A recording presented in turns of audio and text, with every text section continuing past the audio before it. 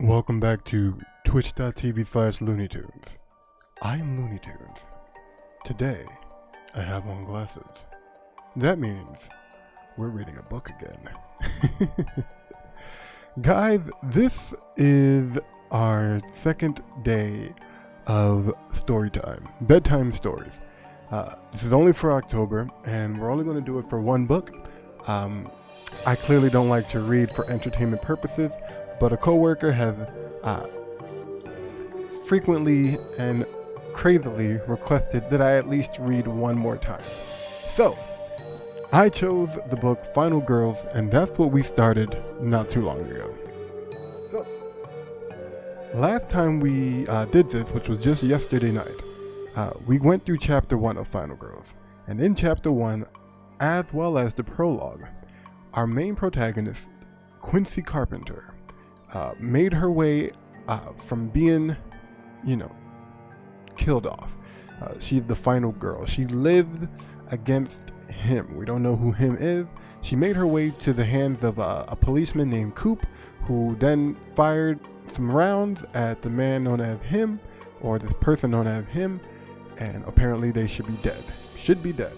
But the problem is, Quincy Carpenter can't remember what happened prior to her safety in Coop, as well as what happened after her friend Janelle died in her arms, walking up to her after just being killed by him. Lady Tengu, who are you? I'm Looney Tunes. Like I said, I have on glasses today because we're reading a book. I need to watch the VOD of these tomorrow, but I want to swing through before heading to bed. Hey, have a great night, Heavy D. Like I said, give me a second on that. I'll have these all up on YouTube for you. Should be on there tonight. I'll make sure they're right away on the Looney Tunes channel. I'll take care of that. But yeah, just getting you all caught up on what happened so far. Now, Quincy Carpenter, a few years later after surviving the attack, she is with her boyfriend, Jeff. They live together. Jeff hasn't popped the question yet. They're kind of waiting for that. Coop still keeps in touch with her after these many years. He moved up in rank. He was pretty much a rookie cop at the time. So he's moved up in rank I assume a few times, or definitely at least once. She mentioned last time. She's gotten into baking. Love you guys. Have a good night. I love you too, Heavy D. But yes, Lady Tengu, we're going to continue reading our book. Last thing that happened before the end of chapter 1, Coop is a police officer in Manhattan. We don't exactly know where Quincy Carpenter stays, assumingly it's New York as well. Hey, thanks for the 100 bits, Heavy D. Much appreciated. We assume that Quincy Carpenter is in New York as well, but she is definitely 3 hours away, roughly. And Coop drove that time to meet up with her, and whenever he does that, it's for something serious and never good. This time it wasn't good either. Coop has explained to Quincy that her friend named Lisa Milner is dead. She asked, was it him again? And Coop assured her that he, or the man known as him, should definitely be dead. It can't be that guy. But he did want to let her know about her friend Lisa Milner, and that's where we left off. I'm suspecting Coop to be the actual man known as him, and things just got weird when she ran into his arms. That's why she's having that trouble of remembering what happened in those last hour to 2 hours of running away from this person. I think she ran into the arms of the actual killer, but the killer decided to have a change of heart, quote unquote. We'll see. I don't know. This is a blind read for me. Hopefully this is a blind read for you. We're going to continue it right now. At some point, I'm going to take these glasses off because it just feels weird trying to look through them. Kind of like looking through a window. All right. Chapter 2. Lisa Milner's version of Pine Cottage was a sorority house in Indiana. One long ago, February night, a man named Stephen Liebman knocked on the front door. He was a college dropout who lived with his dad. Portly, had a face as jiggly and jaundiced as chicken fat. I'm about to go to sleep, but just came in real quick to say hi. So hi, K, thanks, bye. Beyond Coon, have a great night. Thank you so much. Do you need glasses, or are they just reading glasses? These are neither. These are a prop for a video that'll be coming out very soon. A new commercial, actually. I can't wait to show you that one. I'm working really hard on it. It requires way too many effects. The sorority sister who answered the door found him on the front steps holding a hunting knife. 1 minute later, she was dead. Libman dragged the body inside, locked all the doors, and cut the lights and phone line. What followed was roughly an hour of carnage that brought an end to 9 young women. Lisa Milner had come close to making it an even 10. During the slaughter, she took refuge in the bedroom of a sorority sister, cowering alone inside a closet, hugging clothes that weren't hers and praying the madman wouldn't find her. Eventually, he did. Lisa laid eyes on Stephen when he ripped open the closet door. She saw first the knife, then his face, both dripping with blood. After a stab to the shoulder, she managed to knee him in the groin and flee the room. She had reached the first floor and was making her way to the front door when Liebman caught up to her, knife jabbing. She took 4 stab wounds to her chest and stomach, plus a 5-inch slice down the arm she had raised to defend herself. One more thrust of the blade would have finished her off, but Lisa, screaming in pain and dizzy from blood loss, somehow grabbed Liebman's ankle and he fell. The knife skittered. Lisa grabbed it and shoved it, hilt deep, into his gut. Stephen Liebman bled out, lying next to her on the floor. Details. They flow freely when they're not yours. I was 7 when it happened. It's my first memory of actually noticing something on the news. I couldn't help it, not with my mother standing before the console television, a hand over her mouth repeating the same 2 words. Sweet Jesus. Sweet Jesus. When I saw on that TV scared and confused and upset me, the weeping bystanders, the convoy of tarp-covered stretchers slipping beneath yellow tape crisscrossing the door, the splash of blood bright against the Indiana snow. It was the moment I realized that bad things could happen, that evil existed in the world. When I began to cry, my father scooped me up and carried me into the kitchen. As my tears dried to salt, he placed a menagerie of bowls on the counter and filled them with flour, sugar, butter, and eggs. He gave me a spoon and let me mix them all together. My first baking lesson. Bro, this music needs to stop being so on cue. It is surprisingly like happening at the right moment. I just stopped by, but I got pulled in. It's fun, right? I didn't expect this to be as interesting as it has been.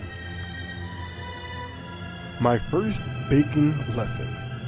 There's such a thing as too much sweetness, Quincy, he told me.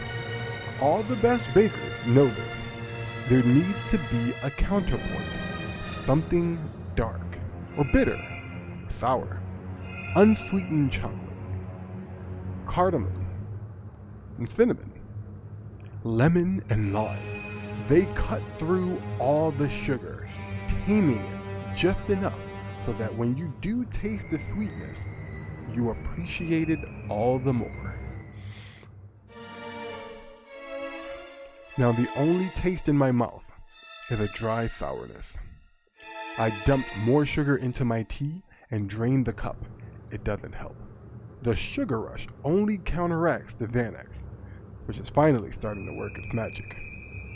They clashed deep inside me, making me antsy. When did it happen? I asked Coop. Once my initial shock reduces to a shimmering sense of disbelief. How did it happen? Last night, Muncie PD discovered her body around midnight. She had killed herself. Sweet Jesus. I say it loud enough to get the attention of my all-pair look-alike seated a table away. She glances up from her iPhone, head tilted like a cocker spaniel.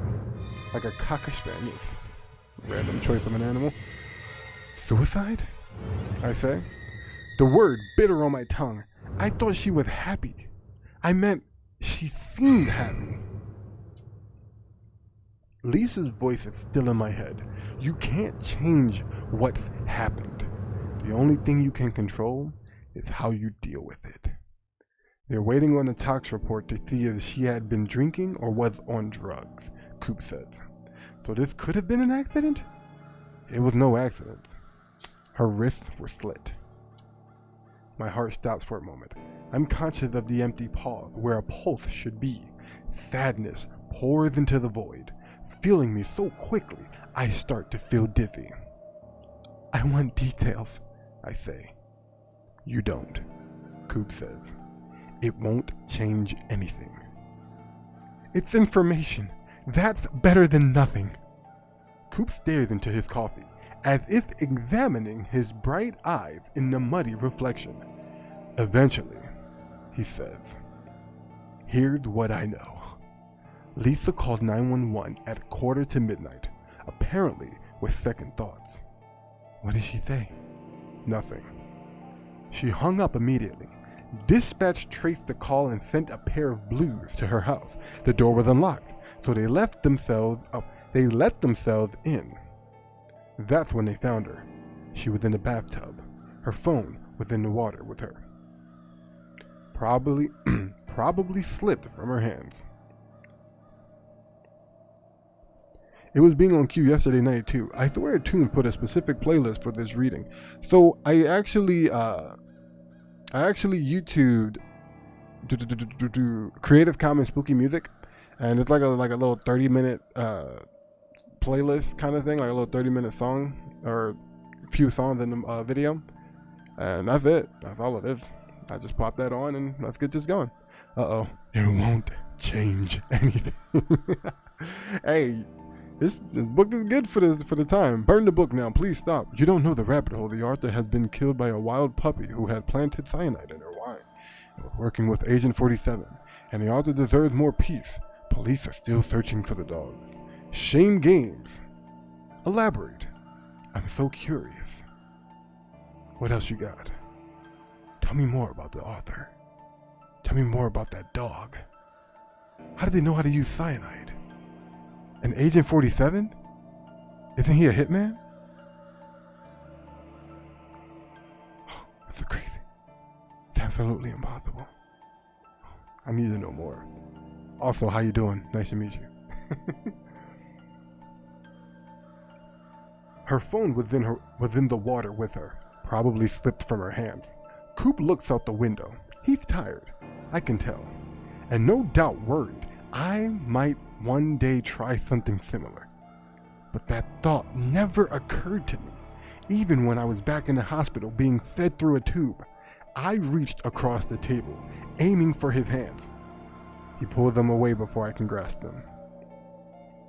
When did you hear about it? I ask.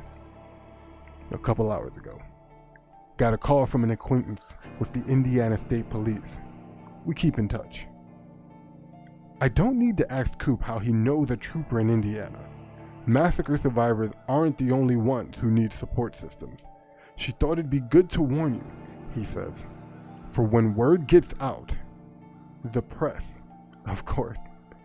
I like to picture them as ravenous vultures, slick innards dripping from their beaks.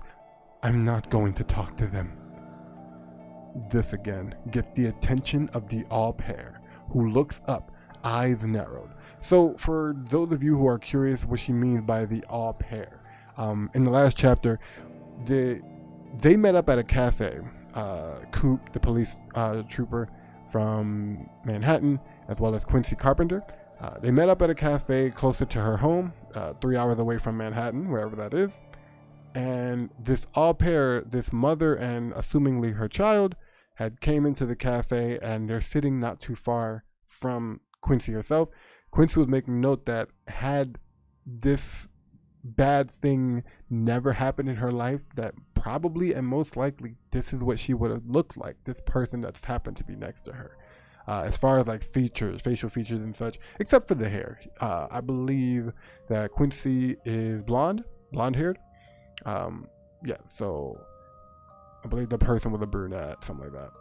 But yeah, just want to make sure you guys know. Just keeping you guys up to date on what's going on here. So the other thing, real quick to note, like I said, we want to throw in a discussion here and there just to break up the potential copyright ordeals, blah blah blah blah blah. The other thing to note is Coop is already ready with some dude in Indiana, right? He just happens to know a state trooper or whatever he knew, just to keep him in touch with the person named Lisa Milnor, of someone who is acquainted with Quincy Carpenter, someone that he is acquainted with because of a bad situation. I'm just saying, it's looking bad, guys. It's looking bad. This gets the attention of the au pair, who looks up, eyes narrowed. I stare her down until she sets her iPhone on the table and pretends to fuss with the toddler in her care. You don't have to, Coop says, but at the very least, you should consider releasing a statement of condolence. Those tabloid guys are going to hunt you down like dogs. Might as well toss them a bone before they get the chance. Why do I need to say anything? You know why, Coop says. Why can't Samantha do it? Because she's still off the grid. I doubt she's going to pop out of hiding after all these years. Lucky girl. That just leaves you, Coop says. That's why I wanted to come and tell you the news in person. Now I know I can't make you do anything you don't want to do. But it's not a bad idea to start being friendly with the press. With Lisa dead and Samantha gone, you're all they've got. I reached into my purse and grabbed my phone. It's been quiet. No new calls. No new texts. Nothing but a few dozen work-related emails. I didn't have time to read this morning. I shut off the phone. A temporary fix. The press will sniff me out anyway. Coop is right about that. They won't be able to resist trying to get a quote from the one accessible final girl. How are you liking the book so far? The book is interesting. I'm curious on so the idea is, at this current time, there is no conflict yet. As far as the actual conflict, it was supposedly resolved, right? It was supposedly resolved before chapter 1 even actually started, that kind of thing. So now the idea is, if we're on chapter 2, what becomes the conflict? You know what I mean?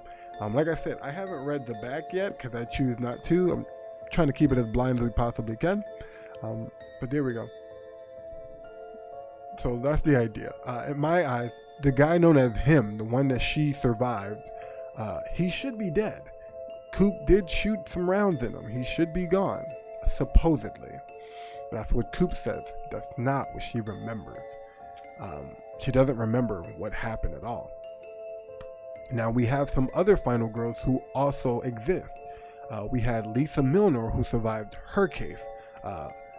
Serial killer pops into her sorority home, kills 9 out of 10 girls who were in that home that day. Lisa Milnor is the only one who survived, and actually gets to jump on her attacker at the time and survives it. But now it seems as though many years later, she kills herself. Supposedly. Now we have another name. This is a new name that I'm just hearing. Samantha. I'm curious. I have no idea. But it sounds like she has a case where she survived something too.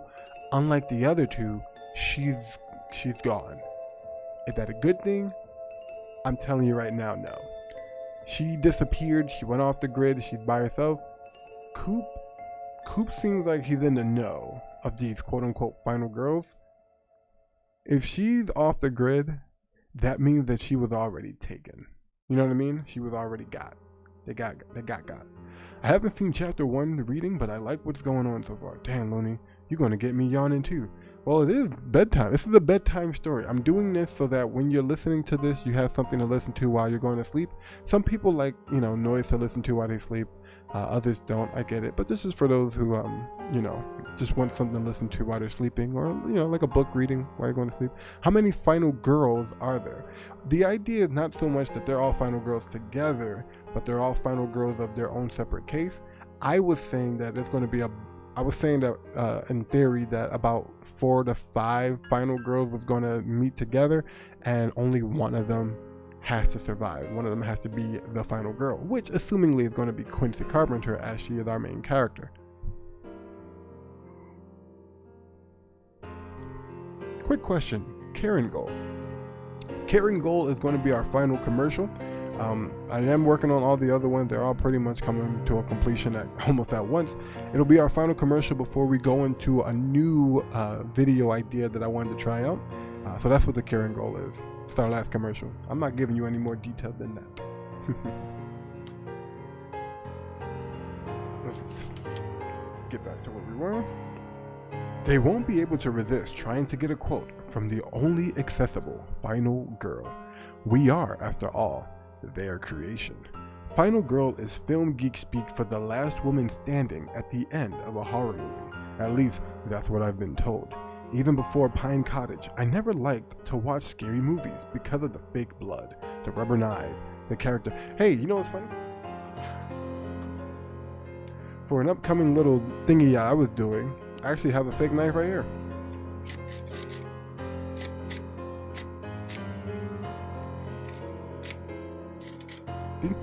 Oh, fake knife. I have this for a video coming up as well. So I'm trying to get it done by Halloween. That's my goal for that one specifically. Is this a book based on the Final Girl horror trope? Just found your stream and this seems really interesting. Spectacle Doodles, yes. And as I was going through it, reading it or preparing to read it, I found out from the person who recommended that it should have a book or a movie on it too. I wanted to stay blind to the whole idea, get our imagination flowing. So before I go watch the movie eventually, let's see how we do with the book, right? Let's get some discussions going on. Like I said, I'm gonna put chapter 1 as well as our discussion on it on YouTube hopefully tomorrow afternoon. Don't quote me on that, but also quote me on that. Hey, thank you so much for the follow, Spectacle Doodles.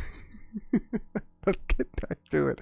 Oh my goodness. I'm gonna try to get through chapter 2 before we go to sleep. Okay. We are, after all, their creation. Final Girl is a film geek speak for the last woman standing at the end of a horror movie. At least that's what I've been told.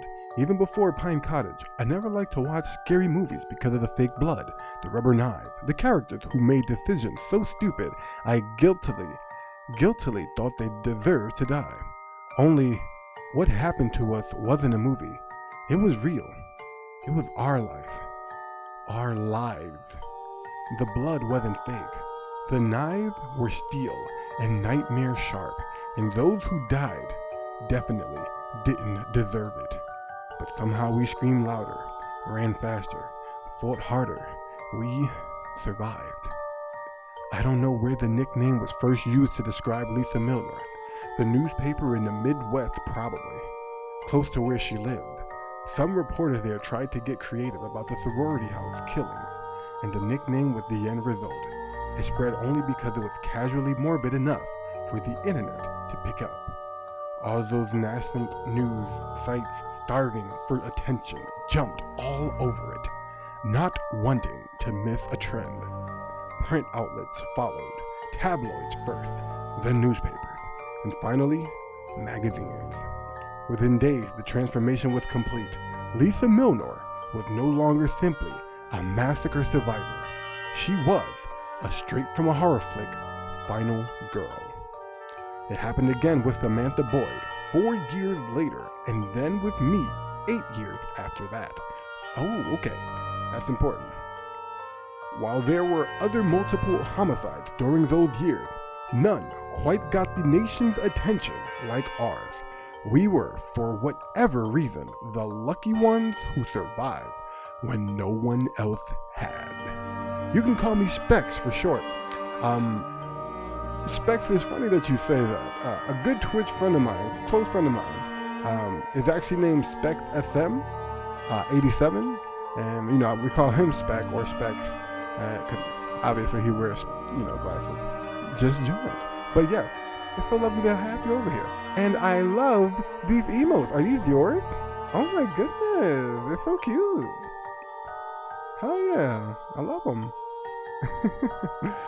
Hi, if you like, you can join the Discord, Spec. Yeah, I mean, if you want.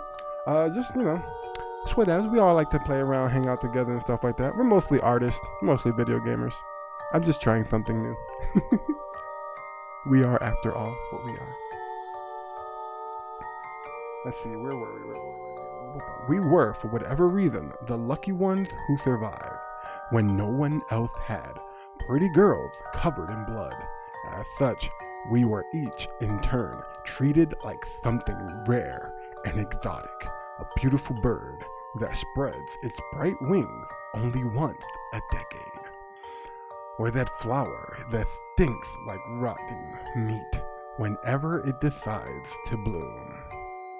The attention showered upon me in the month after Pine Cottage veered from kind to bizarre. Sometimes it was a combination of both, such as the letter I received from a childless couple offering to pay my college tuition. I wrote them back, turning down their generous offer. I never heard from them again. Other correspondence was more disturbing. I've lost count of how many times I've heard from lonely goth boys or prison inmates saying they want to date me, marry me, cradle me in their tattooed arms. An auto mechanic from Nevada once volunteered to chain me up in his basement to protect me from further harm.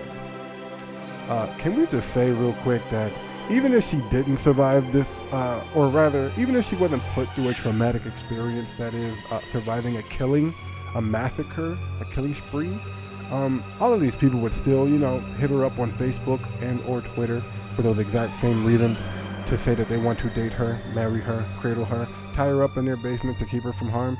Yeah, I'm pretty sure that, we've all been there. Hello. As a self-respecting black woman, even I've been there. I'm just saying. I'm not a self-respected black woman. There's no self-respect. But the rest of it, it's there. Coffee Cub, how you doing? Hey, Ken Animates. What's going on? I'm glad you like them. I stream art on here, but currently recovering from a cold, so just been chilling because you got the cold. I get you. Hey, do your thing. I try to stream some art too. In fact, I got to do it tomorrow, whether I want to or not. My comment exposing what happened to the author was blocked for being too long. Wait, what? Shame Games. I saw your comment earlier. And if it was just too long, then cut it in half. I'll read both sides. Let me know. One, we went from magical bird that only spread its wings once a decade to paying college tuition. So, she was explaining what people felt that she was, or, in comparison what she was like to them, because she survived this horrible traumatic experience, to the point where random strangers were trying to marry her or pay her tuition, or, just trying to make her feel better in a way. But at the same time, this is a hard thing to feel better from, because it's been a while. As a white woman, I understand. Exactly. Don't mind this. I need to chop this, actually. It's getting kind of long.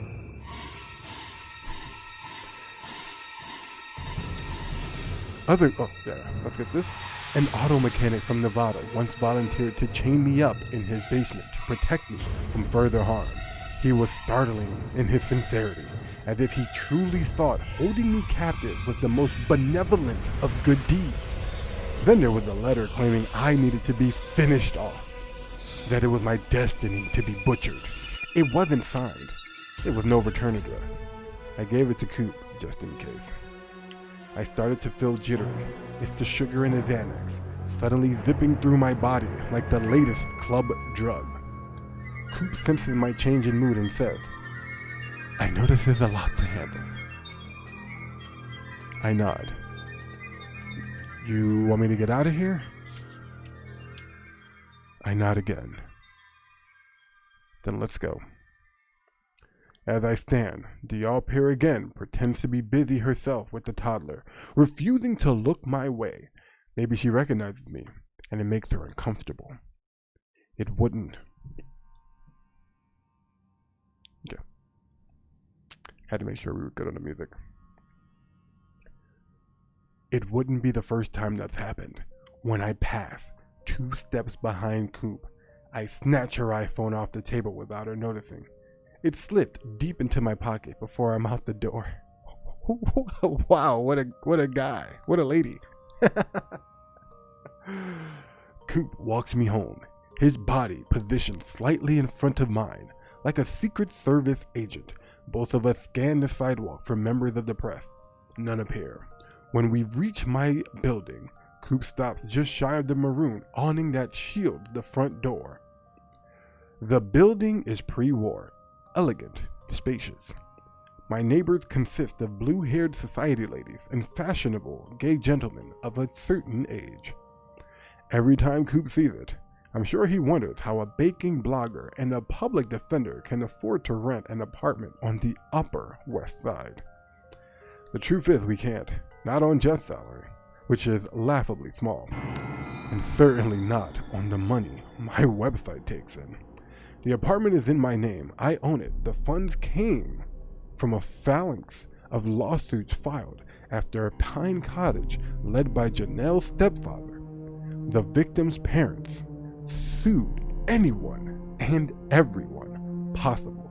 The mental hospital that allowed him to escape, his doctors, the pharmaceutical companies responsible for the many antidepressants and antipsychotics that had clashed in his brain. Even the manufacturer of the hospital door with the malfunctioning lock through which he had escaped. All right, so that's actually important. We had no details on him thus far, the prologue or chapter 1. We just knew that he supposedly should be dead. And he also murdered Quincy, our main protagonist's friend, Janelle, right before her eyes, before trying to get her too. But now we know for sure he escaped from a mental hospital. And how long prior to the escape did he meet up with them? Not sure yet, but that's actually going to be very important because he might have had many days, many months, many years. A lot. It got blocked again, even cut it in half. That's weird, Shane Games. I have no idea on that one, Pimpin'. Does it say why? Just because it's too long? That's surprising. I have no idea. Hey, the music is a little louder than you are. Sorry about that. Let's turn it down a little bit. That should be good, right? That's weird, because your message is still there if you scroll back up. Yeah, your older message, I see. Like the first message you had, Shane Games, when you first came in, I seen that. And this message saying your comment was exposed, I see those too. But if you had another one, like when I guess the one of me asking you, yeah, I didn't see anything else after that. It's that Pablo. Hello, Pablo. And cut. Good acting, guys. Woo. Hey, I'm trying my best for you when I read this. All right. Let's get back to it. Even the manufacturer of the hospital door with the malfunctioning lock through which he had escaped. Or excuse me, yeah, we're right. All of them settled out of court. They knew a few $1 million was worth avoiding the bad PR they'd get from going up against a bunch of grieving families. Even a settlement wasn't enough to spare some of them. One of the antipsychotics was eventually pulled from the market. The mental hospital, Blackthorn Psychiatric, closed its faulty doors within a year. The only people who couldn't shell out were his parents, who had gone broke paying for his treatment. Fine by me. I had no desire to punish that dazed and moist-eyed couple for his sins. Besides, my share of the other settlement was more than enough. An accountant friend of my father helped me invest most of it while stocks were still cheap. I bought the apartment after college, just as the housing market was recovering from its colossal pop. 2 bedrooms, 2 bathrooms, a living room, dining room, kitchen with a breakfast nook that's become my makeshift studio. I got it for a song. Do you want to come up? I asked Coop. You've never seen the place. Maybe some other time. Another thing he always says, but never means.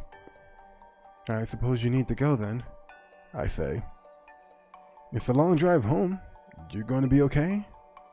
Yeah, I say.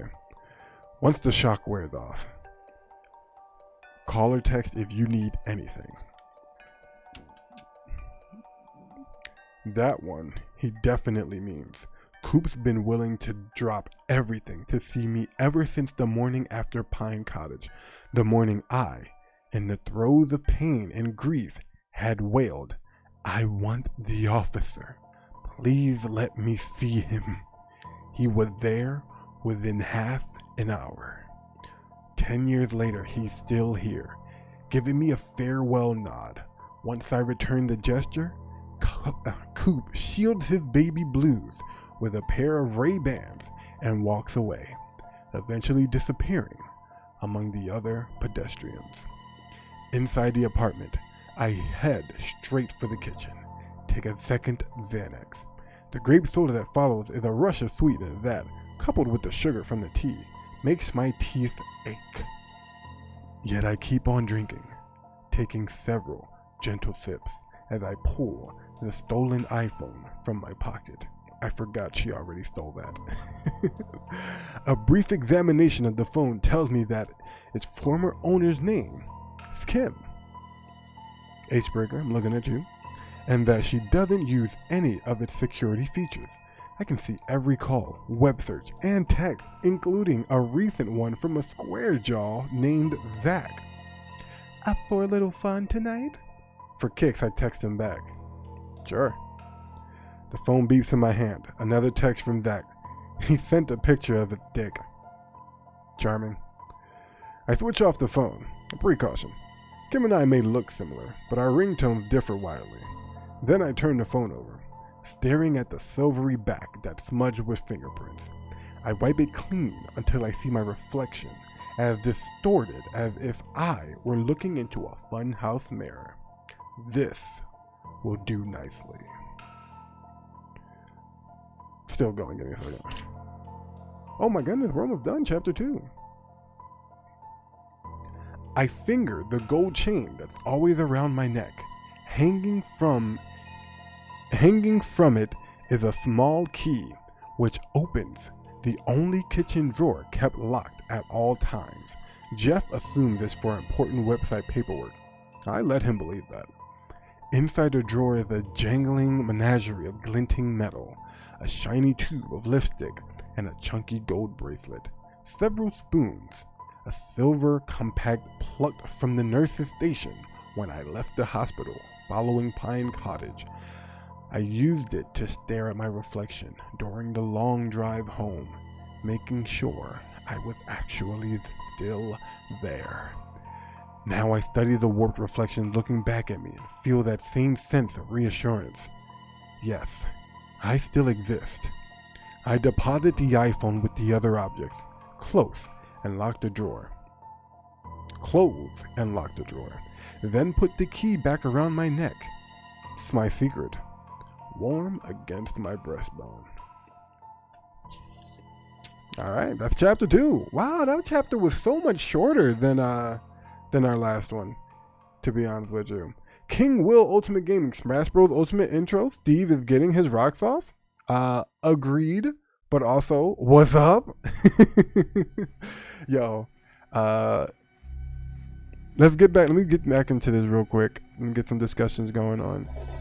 Didn't realize that our main protagonist, Quincy Carpenter, is a goddamn klepto. For those who didn't catch on to what just happened, when she stole that iPhone, everything that she puts in her special little drawer is also something she has stolen at some point. Typically very shiny things as a way of reminding herself that she exists. but at the same time, they are stolen objects. Unfortunately, this stolen object is a phone. It can be traced. Phones can be traced at some point. What's up with it, chicken? How you doing? Since we're finished the chapter, I don't know how long chapter 3 is. I didn't expect chapter 4 to be so, or chapter 2 to be so short. Chapter 3 is about 14 pages.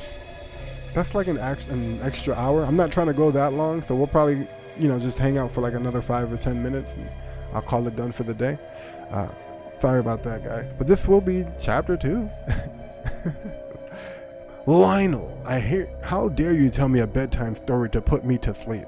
I will not be tempted by your gentle, sultry voice to induce me into a night rest, no matter how soothing it may.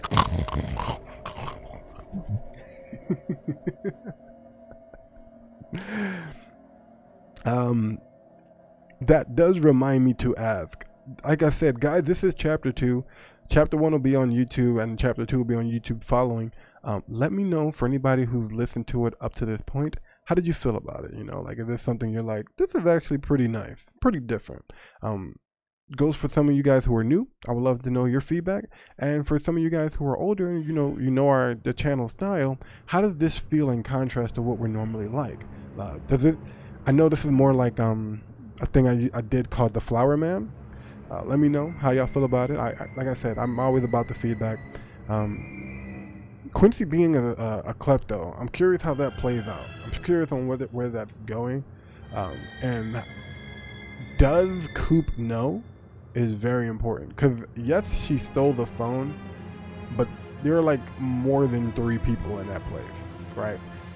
Besides her, Coop, mom, and toddler, there's a whole cafe. So there's had to be other people there. Does Coop know that she's a thief? Going to be honest, I wouldn't mind falling asleep to this. I'll be back, Looney. I'm glad. No, seriously, any of you who happen to have me on right now and you were slowly passing out, or you were like, well, time for me to go to bed. That was my goal. My goal was to help you rest, to help you, go to sleep tonight. We're typically loud. We're typically obnoxious. We're all over the place. But I looked at this as an opportunity for you guys to say, oh, I can sleep to his stuff. He has particular videos just so that, I'm here for you guys in all forms. I just want to make sure you're still happy and smiling. Soda? Nah, they need that gamer juice. The author was found deep under the planks of her house. The stench coming from the house drew neighbors. Police needed to investigate, but no body was found. When doing a final check, they tried to remove the carpet, but found it glued to the cold planked floor. The police managed to pry it open, and what was under seemed normal at first glance, but when checking over, 5 small holes were found in the planks, tampering at play. Whoa, this happened to the author? Yeet yeet. Damn, same games. I need information. Follow Looney Tunes right now or I take your cookies. You were close. Follow Looney Tunes right now or I'm eating your pizza. That's how we say it. I actually need to make a shirt on that. I'm eating your pizza. One day. She did the old 5-finger discount, right? Use your knife as a bookmark. That's a good idea, actually. Honestly, that's the reason we've been stopping chapter to chapter, so that I don't have to, bookmark like crazy. But here you go. That was for all you book readers. It's a fake knife. But there you go. The knife as my bookmark.